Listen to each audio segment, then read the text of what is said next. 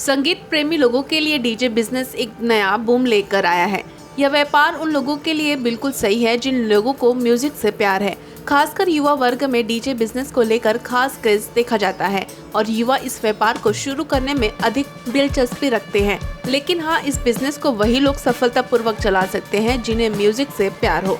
वह उसे सरदर्द नहीं मानते, वह उसकी धुनों का आनंद लेते हैं और यह जानते हैं कि किस समय किस तरह का म्यूजिक लोगों को पसंद होता है। इसलिए आपको म्यूजिक से लगाव है तो आप डीजे सर्विसेज बिजनेस आपके लिए एक बहुत ही अच्छा बिजनेस है। तो आइए जानते हैं इस बिजनेस को कैसे शुरू कर सकते हैं। आज किसी के घर में शादी हो या किसी सेमिनार की पार्टी हो, सभी में डीजे का होना तय होता है। डीजे अब घर के छोटे मोटे फंक्शन से लेकर बड़ी बड़ी ऑफिशियल पार्टियों की मांग बन चुकी है। पिछले कुछ सालों में कुछ सर्विसेज ऐसी रही हैं जिनकी मांग पहले से बड़ी है। डीजे सर्विस उसी में से भी एक है। कुछ सालों पहले तक डीजे सर्विस की कुछ मांग कुछ शहरों तक ही सीमित थी, लेकिन आज गांव से लेकर कस्बों तक लोग डीजे को बुलाना शान समझते हैं। अब पार्टी का मतलब डीजे हो चुका है। लोग अपने घर की छोटी मोटी खुशियों के लिए डीजे का उपयोग करते हैं। डीजे बिजनेस की शुरुआत करने से पहले अगर आपने उसके बारे में कागजी तौर पर प्लानिंग नहीं की है या फिर उसका अनुभव नहीं लिया है तो आपके लिए वह नुकसानदेह साबित हो सकता है। इसलिए किसी भी बिजनेस को शुरू करने से पहले उसके बारे में एक ढांचा तैयार करना चाहिए और एक एक स्टेप के साथ आगे बढ़ना चाहिए। लेकिन जो सबसे पहले चीज़ है डीजे बिजनेस स्टार्ट करने की आवश्यक है, वो है आपका इस क्षेत्र में अनुभव। तो चलिए यही से करते हैं शुरुआत। अनुभव किसी चीज में इसलिए बहुत जरूरी होता है क्योंकि वह इस क्षेत्र में आगे बढ़ने और करियर बनाने के लिए आपका माइंड सेट तैयार करता है। डीजे बिजनेस स्टार्ट करने के लिए सबसे पहले आपको अनुभव लेना होगा, जिसके लिए आपको किसी एक्सपर्ट डीजे के साथ उसका सहायक या असिस्टेंट के तौर पर काम करें या फिर किसी छोटी मोटी पार्टी में डीजे का रोल निभाए। इसके बाद आते ही डीजे बिजनेस की प्लानिंग पर।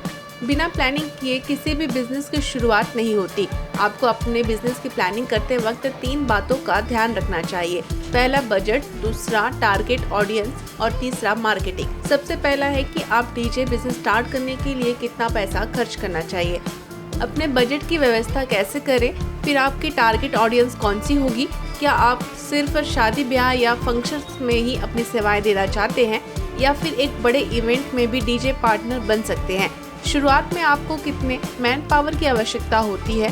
तीसरा नंबर मार्केटिंग, जो कि किसी बिजनेस को स्थापित करने में बहुत ही महत्वपूर्ण रोल निभाता है। आप अपने बिजनेस की मार्केटिंग कैसे करेंगे और उस पर कितना खर्च करेंगे इत्यादि। इन सभी बातों की प्लानिंग करें।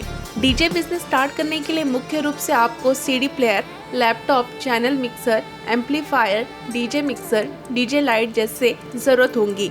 इन सारी चीज़ों को आप किसी अच्छे लोकल मार्केट से 3-4 डीजे इक्विपमेंट सप्लायर से लेकर अच्छे खासे सस्ते दामों में खरीद सकते हैं। आप शुरुआती में आहूजा के प्रोडक्ट यूज कर सकते हैं। इसकी प्राइस कम होती है और साउंड क्वालिटी भी अच्छी होती है। अगर आप इस बिजनेस को शुरू करने के बारे में सोच रहे हैं तो आपको 2 से 3 लाख रुपए निवेश करने होंगे।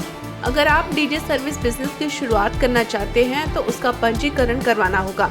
आप अपने डीजे बिजनेस को एक बड़े लेवल पर कंपनी के तौर पर भी इसकी शुरुआत करना चाहते हैं तो या फिर व्यक्ति के तौर पर इसका संचालन करना चाहिए। इसके लिए आपको स्थानीय प्राधिकरण से लाइसेंस और परमिशन लेने की आवश्यकता होती है। डीजे सर्विस के प्राइस आपको घंटे, समय, दिन, दूरी, इवेंट के अनुसार तय करने चाहिए। अर्थात आप कस्टमर से इन सारी बातों को अकॉर्डिंग डीजे सर्विस का रेट तय करके कर सकते हैं। यानी लोकेशन क्या है, पास है या दूर, इवेंट कैसा है या छोटा है या बड़ा। बड़े इवेंट होने पर आपको लोगों की ज़्यादा ज़रूरत पड़ेगी तो सर्विस चार्ज ज़्यादा आएगा। अगर आप भी अपना डीजे बिजनेस शुरू करना चाहते हैं तो यह बिजनेस आपके लिए काफ़ी फायदेमंद बिजनेस साबित हो सकता है। अगर वीडियो अच्छी लगे तो शेयर ज़रूर करें और भी ऐसी जानकारी के लिए हमारे चैनल को सब्सक्राइब करना ना भूलें।